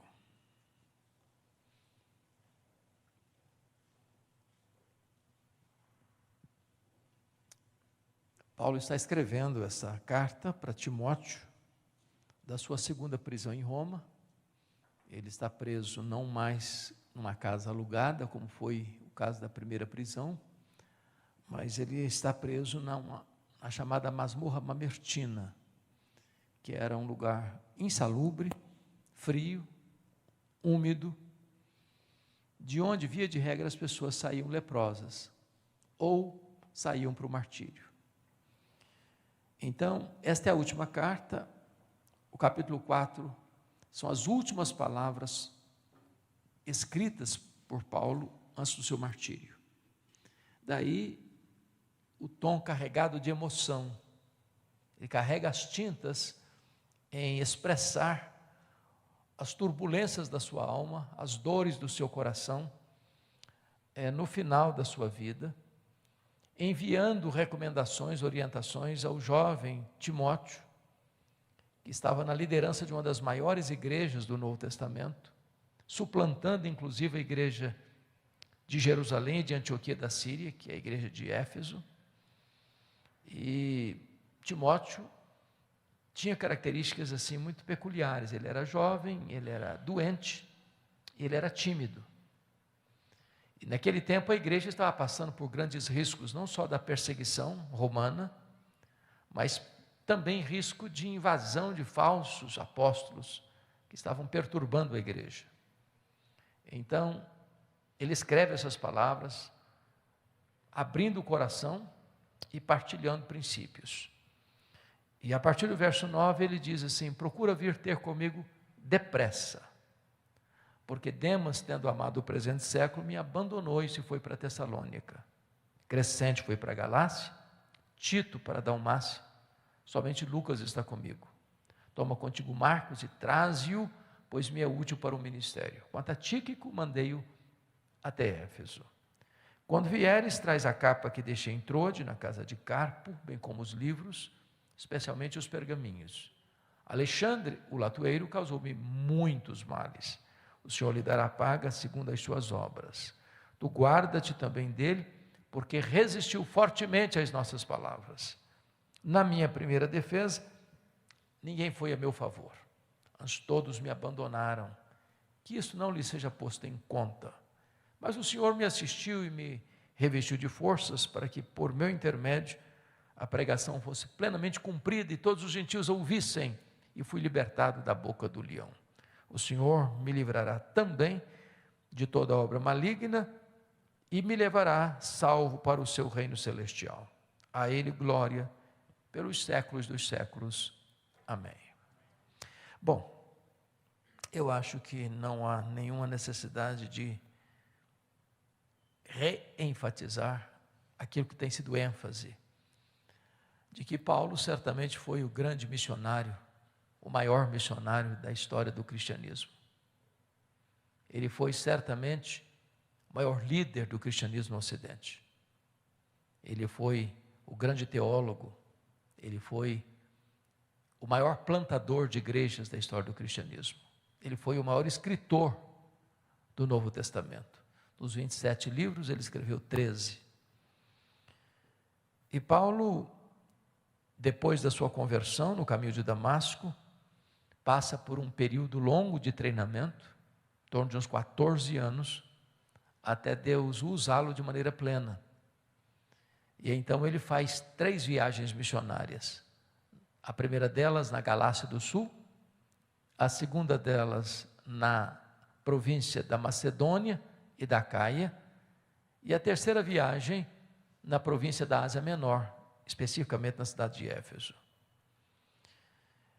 Ele estava indo então levar uma oferta para a igreja de Jerusalém, para os pobres da Judeia, de Éfeso para Jerusalém, foi preso, foi transferido para Cesareia Marítima, o quartel-general de Roma em Israel, onde ficou 2 anos, sendo acusado, sob a égide dos governadores Félix e Festo, e em virtude de eles tramarem contra ele, o Sinédrio tentando cooptar o governador Festo, para enviá-lo para Jerusalém, para ser julgado no Sinédrio, querendo matá-lo na estrada, ele opta por ser julgado em Roma, e então ele enfrenta um naufrágio na viagem e chega em Roma, preso, algemado, na primeira prisão. Essa primeira prisão ocorreu nos anos 61, 62. Ele saiu dessa prisão, não para se aposentar, mas para fazer a 4ª viagem missionária. Embora o Novo Testamento não registre isso como 4ª viagem missionária. Mas ele deixou Tito em Creta, deixou Timóteo em Éfeso, passou por Nicópolis, muito provavelmente chegou à Espanha. E nesse interregno da primeira para a segunda prisão, acontece uma tragédia no Império. A cidade de Roma é criminosamente incendiada no dia 17 de julho de 64. E então, quando o incêndio termina, no dia 24 de julho daquele ano, aquele crime horrendo, bárbaro, é colocado no colo dos cristãos. E Paulo era o grande líder dos cristãos. E ele começa a ser vigiado, procurado, caçado, até que botam a mão nele, talvez em Trode, na casa de Carpo. E ele agora é levado para essa masmorra mamertina. Na primeira prisão, ele foi preso como um apóstolo, como um pregador do Evangelho. Quem estava por trás, orquestrando contra ele, eram os seus irmãos, os judeus. Mas agora, quem está por trás, tramando a sua segunda prisão, é a máquina pesada do Império Romano. E ele não é preso mais como um apóstolo, ele é preso como um criminoso.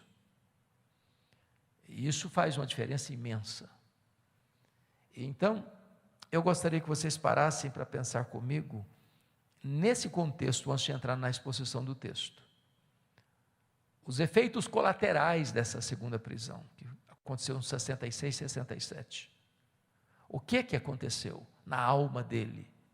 O que aconteceu ao redor dele, ao ser preso pela segunda vez?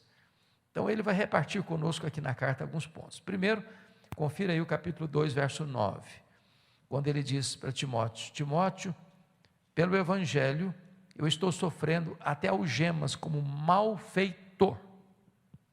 Só quero que você pense um pouquinho comigo nisso aqui. Como há aqui um assassinato de reputação. Há aqui um líder, que é o mais importante líder do cristianismo, tendo sua honra maculada, tendo seu nome arrastado na lama, tendo a desconstrução do seu testemunho.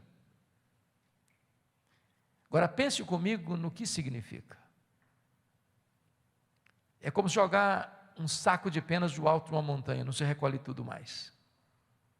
Ele não tem condições de fazer uma defesa da sua própria reputação, ele está preso. Enquanto o seu nome está na boca do povo, os fake news se espalham. E quando alguém perguntava: está sabendo a última? Aquele poderoso apóstolo, aquele famoso pregador, é um bandido, é um criminoso, é um malfeitor, estava por trás do incêndio de Roma, está preso. O sistema inverteu as coisas, o sistema colocou na prisão e colocou uma acusação pesada contra ele como malfeitor. Mas notem comigo ainda, capítulo 1, versículo 15, que ele vai trazer um outro efeito colateral da sua prisão. Versículo 15 diz assim: estais ciente, Timóteo, de que todos os da Ásia me abandonaram. Quem são esses da Ásia? São seus filhos na fé, são os frutos do seu ministério, gente que ele levou a Cristo em Éfeso e indiretamente nas igrejas plantadas na província, como Esmirna, Pérgamo, Tiatira, Sardes, Filadélfia, Laodiceia, Colossos e Hierápolis. Gente que conhecia Paulo, que sabia da idoneidade do ministério de Paulo, e não obstante sabendo desses fatos, viram as costas para ele e se acovardam, com medo das consequências. Eles sabem que Paulo é inocente, eles conhecem o caráter provado de Paulo, mas por medo, por covardia, abandonam Paulo à sua própria sorte. Imagine o estrago emocional que isso poderia ter causado na alma desse apóstolo. Mas ainda no capítulo 1, versículo 8, Paulo escreve para Timóteo e diz: Timóteo, não te envergonhes, portanto, do testemunho de nosso Senhor, nem do seu encarcerado, que sou eu.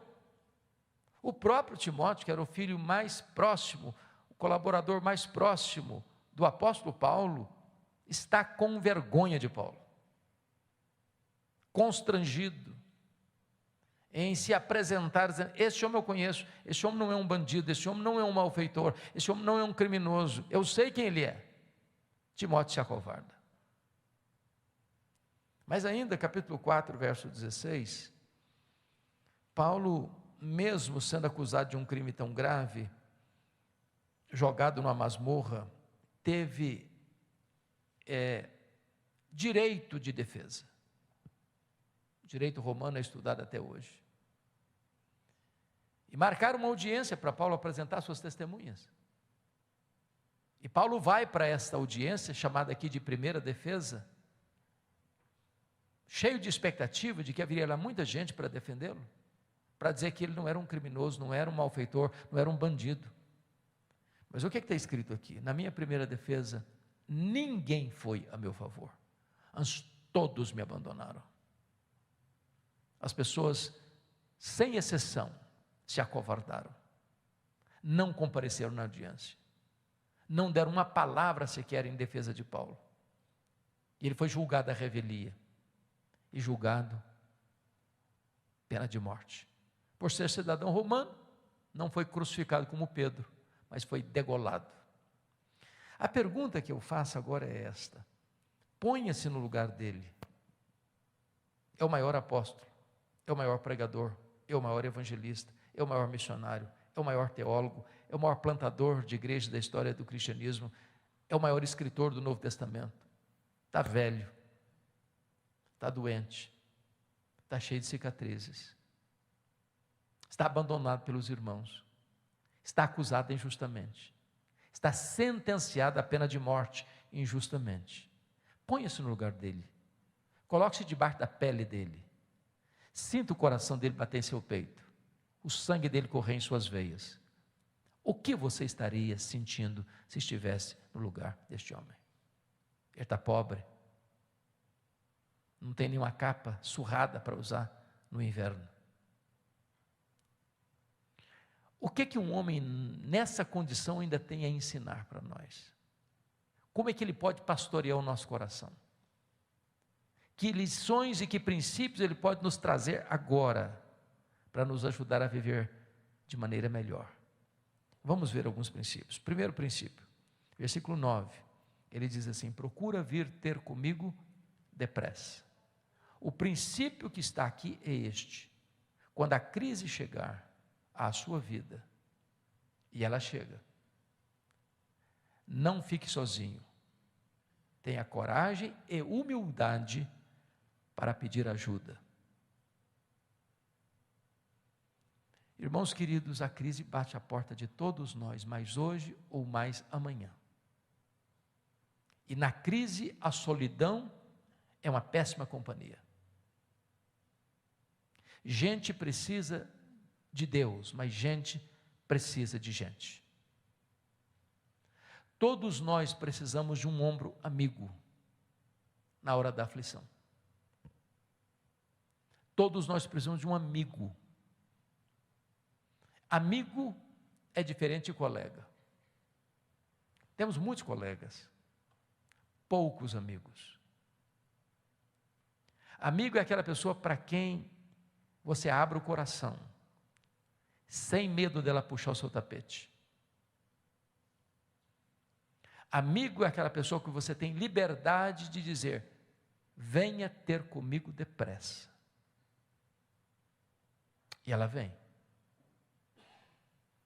Amigo é aquele que confronta você em particular e defende você em público. Amigo é aquele que chega quando os outros já foram embora.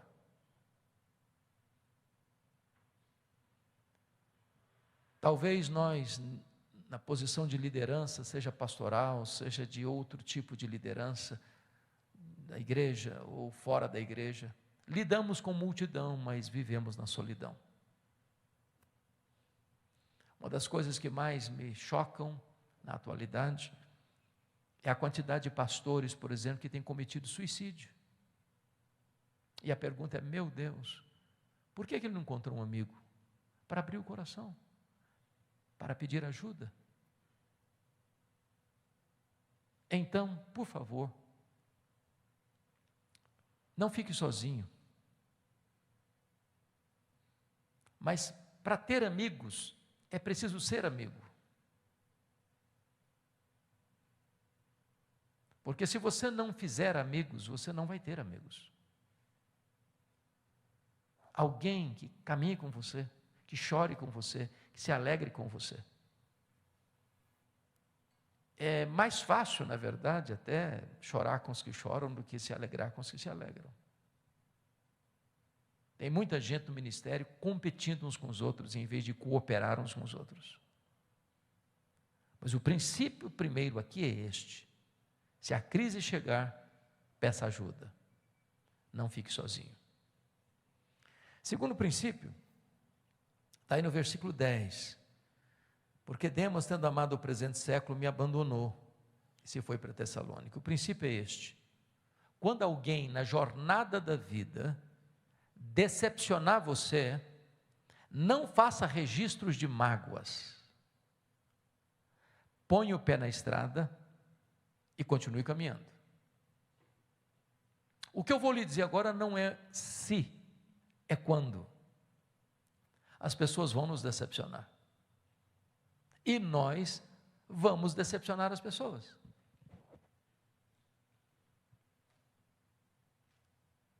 Nós não somos uma pessoa perfeita.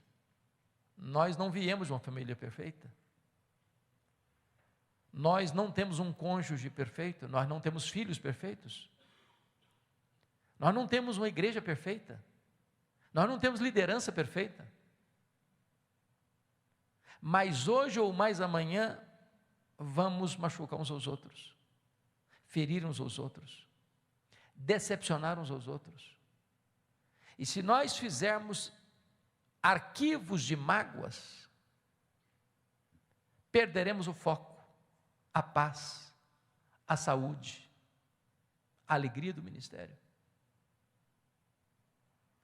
Então, se alguém machucou você, se alguém decepcionou você, se alguém que caminhou com você um tempo e depois virou as costas para você, não faça arquivos de mágoas.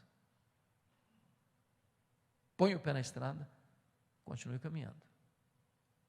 Viktor Frankl, no seu livro, preciosíssimo livro, Em Busca de Sentido, diz que a única coisa que ninguém pode tirar de você é o direito que você tem de fazer suas escolhas.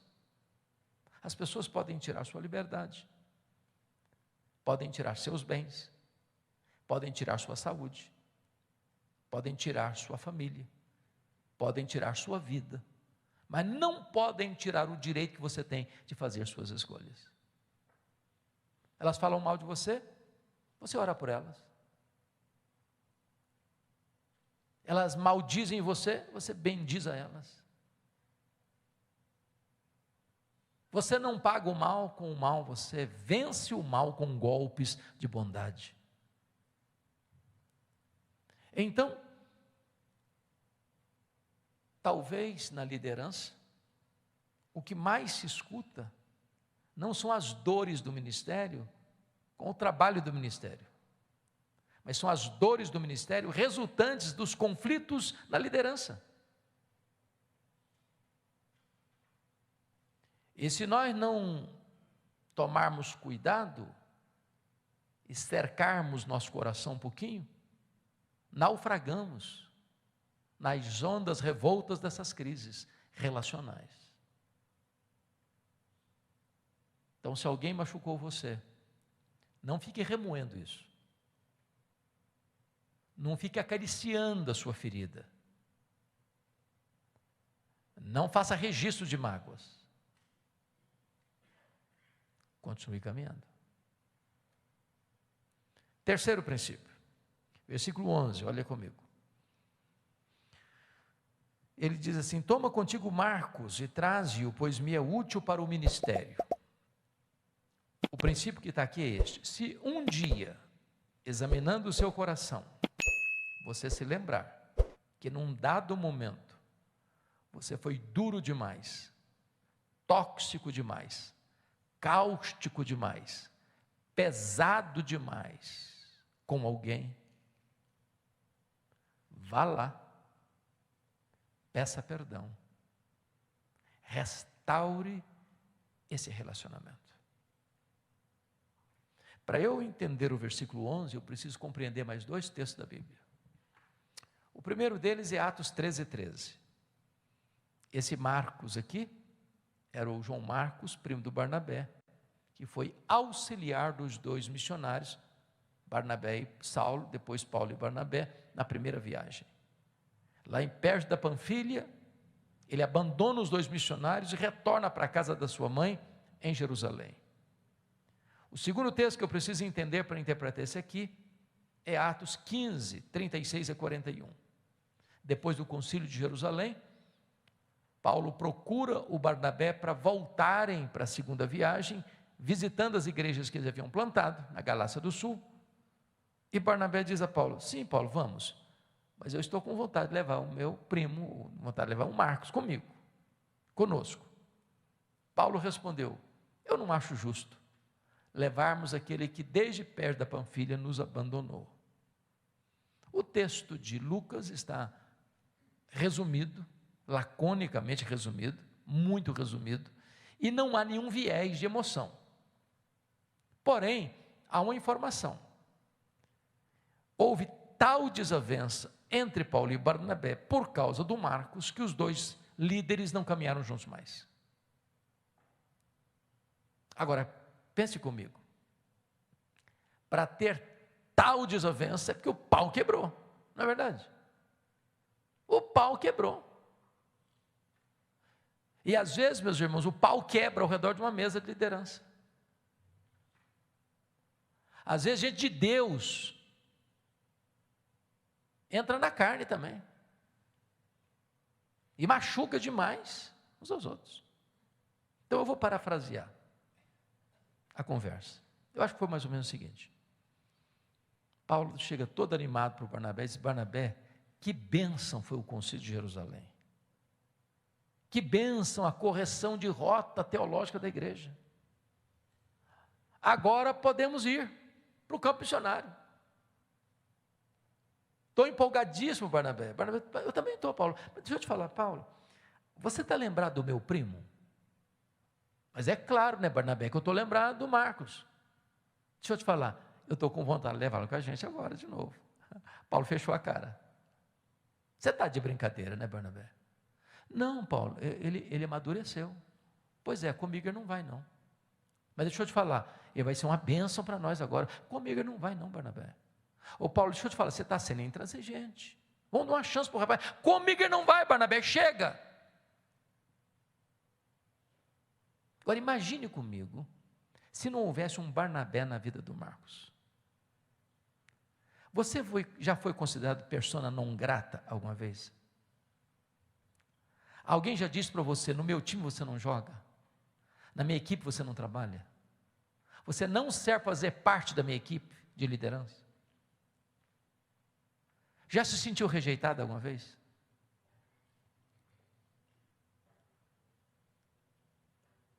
Barnabé, que era o homem consolador, já tinha investido na vida do Saulo lá atrás, senão eu vou investir nesse menino. Pega o Marcos, leva lá para Chipre, investe nele. Mais tarde, Pedro discipulou o Marcos. Marcos foi uma bênção. Foi o primeiro evangelista a escrever, foi Marcos, de onde beberam Mateus e Lucas. Deus enviou Paulo para um novo rumo, Deus abençoou o ministério de Paulo. Agora Paulo está preso, está no corredor da morte, está fazendo uma faxina na mente. Lembrou do Marcos, escreveu para Timóteo, disse: meu filho, Timóteo, quando você vier, traz o Marcos aí com você, ele me é útil para o ministério. Sabe o que Paulo está nos ensinando aqui? Que um líder nunca é tão grande como quando ele é humilde. Que um líder não perde a sua autoridade ao reconhecer o seu erro e pedir perdão. Que nenhum de nós está pronto para viver, nem para morrer, deixando pessoas feridas pela estrada da nossa vida. O que Paulo está nos ensinando aqui é que nós precisamos construir pontes de reconciliação, onde um dia nós cavamos abismos de mágoa. E sabe, irmãos, isso é tão importante, porque às vezes é possível que um líder vá construindo a sua vida, seu ministério, sua carreira, mas deixando muita gente machucada para trás, muita gente ferida para trás. Gente importa para Deus, e é preciso voltar lá. Só fulano, me perdoe, fui muito duro com você, eu quero restaurar essa relação. Quero dizer para você que um dia eu achei que você não era útil, mas eu quero dizer que você é útil sim. Eu preciso da sua ajuda, da sua colaboração. Quinto princípio. Olha comigo o versículo 14. Alexandre o latoeiro causou-me muitos males, o Senhor lhe dará paga segundo as suas obras. O princípio é este. Quando alguém deliberadamente fizer um mal contra você, tome a decisão de perdoar e entregar esta causa para Deus. Preste atenção nisso. Nós somos tão frágeis que às vezes nós entristecemos alguém sem que nós mesmos saibamos disso. Eu sei que vocês devem estar num nível espiritual bem mais alto que o meu. Eu acho que vocês já chegaram naquele ponto de que ninguém mais fica com raiva de vocês. Mas às vezes eu tomo um susto. Quando eu chego na igreja, alguém me puxa do lado e diz: eu estou muito chateado com o senhor. Eu falei: o que aconteceu? O senhor não está lembrado? Eu falei: não estou. Aquele dia, eu falei: qual dia? Aquele dia que o senhor chegou, o senhor falou com fulano, com Beltrano, com Ciclano, eu estava perto, o senhor não falou comigo. Ato falho. Você não percebeu mesmo, você não sabia mesmo, não lembrava de nada mesmo. Mas a pessoa percebeu e achou que você fez isso deliberadamente. Eu só sei que isso acontece comigo, vocês nunca aconteceu essas coisas, mas isso acontece. Agora é muito diferente quando alguém pensadamente, refletidamente, voluntariamente, maquina, urde, trama, orquestra o mal contra você. O que você faz? Ou vocês acham que isso não acontece ainda? O que você faz? Dá o troco? Paga na mesma moeda? Dente por dente, olho por olho, pé por pé, queimadura por queimadura? Crente não faz essas coisas. Ou faz? Pastor, então, jamais age desta forma. Ou age? Talvez você nem faça, mas você diz. Se não diz na boca, diz no coração: é fulano, eu não vou fazer não, mas o seu dia vai chegar. E a hora que o seu dia chegar, a minha vitória vai ter sabor de mel. O nosso papel, irmãos, não é dar o troco. Nós não sabemos fazer isso. O nosso papel é perdoar, entregar para Deus. Toda vez que você tentar dar o troco, você está usurpando um direito exclusivo de Deus. A mim me pertence a vingança, diz o Senhor, eu retribuirei. Perdoa, entrega para Deus. Deus sabe fazer isso. O Senhor lhe dará paga, diz o apóstolo Paulo. Ernesto Onini foi um pastor batista que morreu com mais de 100 anos. E ele escreveu vários livretos, não sei quantos aqui leu algum livreto dele. Mas ele dizia que nas suas andanças pelo Brasil, isso lá na década de 60, 70, o pecado que ele mais encontrou na igreja evangélica brasileira foi o pecado da mágoa. Gente ferida, machucada emocionalmente. O que ele mais encontrou foi pastores feridos, e feridos pela sua liderança. Gente de Deus, machuca, morde, sangra. O que você vai fazer? Dar o troco? Guardar a mágoa no coração? Não, perdoe, entregue para Deus, põe o pé na estrada, continua caminhando.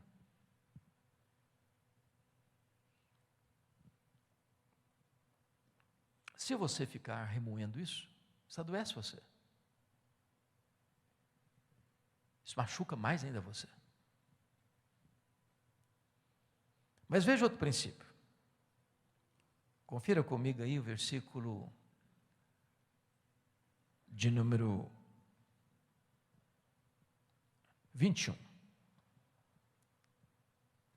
Ele diz assim: apressa-te a vir antes do inverno. Notem que esse apressa-te a vir antes do inverno é um pós-scriptum, já tinha encerrado o assunto no versículo 18. Mas é importantíssimo, por quê? Porque diz no verso 9, procura vir ter comigo depressa. O que é depressa? Eu não sei, depende do contexto. Pode ser um dia, uma semana, um mês, um ano, eu não sei. Então ele está explicando no 21 o que diz no versículo 9. Quando ele diz assim, quando eu falei para você, Timóteo, procura vir ter comigo depressa, eu quis dizer, procura vir antes do inverno. Porque nos 3 meses de inverno não se navegava com segurança. O que ele está dizendo? Se você esperar os 3 meses de inverno passar para você vir, não adianta vir, já terei sido executado. Então qual é o princípio? O princípio é este. Há coisas na vida que ou você faz hoje, ou você não vai ter chance nunca mais de fazê-lo. Oportunidades passam. É aquela conversa? É aquele confronto? É aquele aconselhamento? É aquele pedido de perdão? É aquela ajuda financeira? É aquele elogio?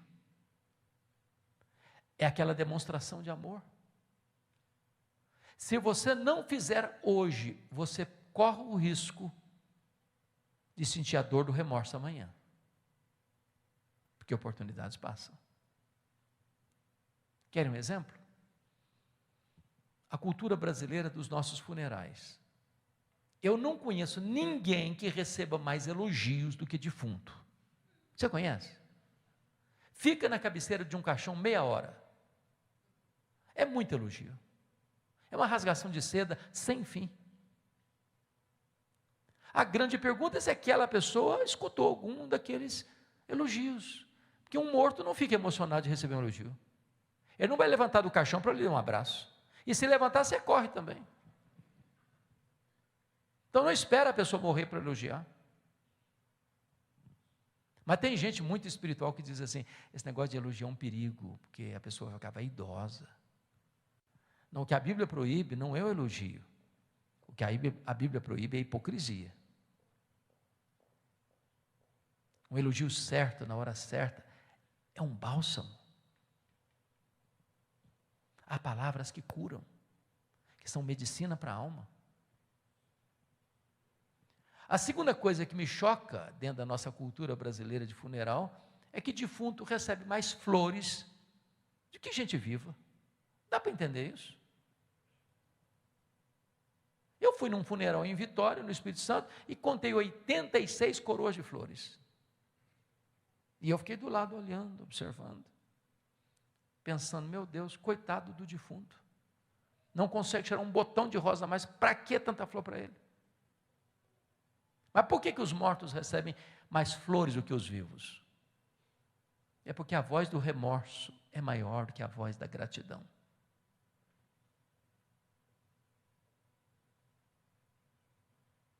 Não espere a pessoa morrer para mandar flores. Isso não vai fazer diferença nenhuma para ela. Isso vai só revelar, às vezes, a dor do nosso coração. Então, se você tem que fazer alguma coisa, faça hoje. Se você tem que ajudar alguém, ajude hoje.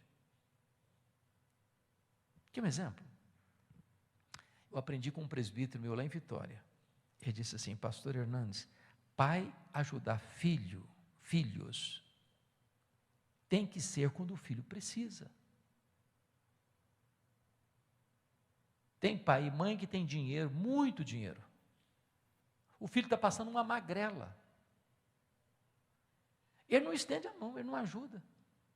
Deixa o filho passar a magrela. Depois morre, tudo vai ser dos filhos.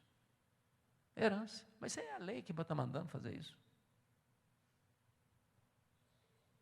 Então ajude na hora que a pessoa está precisando. Estenda a mão quando a pessoa está pedindo socorro.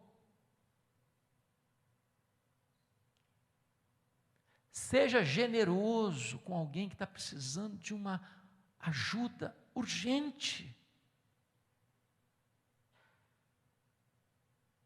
Não deixe a oportunidade passar. Porque se ela for embora, você nunca mais vai ter chance. Bom, deixa eu concluir. Último princípio, versículo 18, a parte B, ele diz assim: a ele glória pelos séculos dos séculos, amém.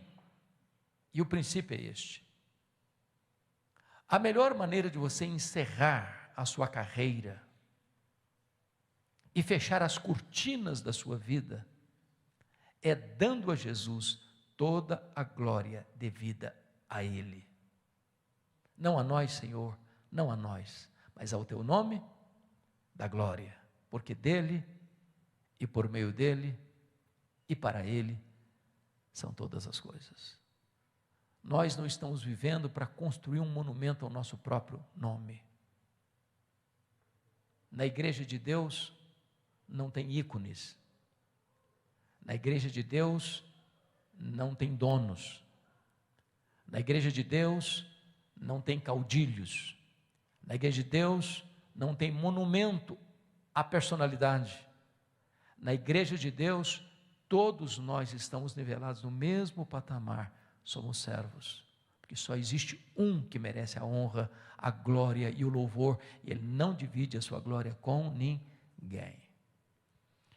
Então, o apóstolo Paulo, no corredor da morte, aguardando o dia da sua execução, não abandona o seu senso pastoral. E não obstante circunstâncias tão adversas, ele ainda tem palavras tão oportunas e sábias para pastorear o nosso coração. Este é o homem que, olhando para o passado, disse: combati o bom combate, completei a carreira, guardei a fé. Este é o homem que, olhando para o presente, disse: eu já estou sendo oferecido por libação e o tempo da minha partida é chegado. Este é o homem que, olhando para o futuro, disse: já agora a coroa da justiça me está guardada, a qual o Senhor reto juízo me dará naquele dia, e não apenas a mim, mas a todos quantos amam a sua vinda. Este é o homem que, escrevendo aos Coríntios, disse: sede meus imitadores, como eu sou de Cristo. Eu espero que estas breves considerações, da parte deste homem que nós o chamamos de o grande pastor, um excelente pastor, que apacentou tantas ovelhas, com lágrimas, exortando, ensinando, consolando, que as suas palavras hoje também sejam um bálsamo para o nosso coração. Deus abençoe. Obrigado.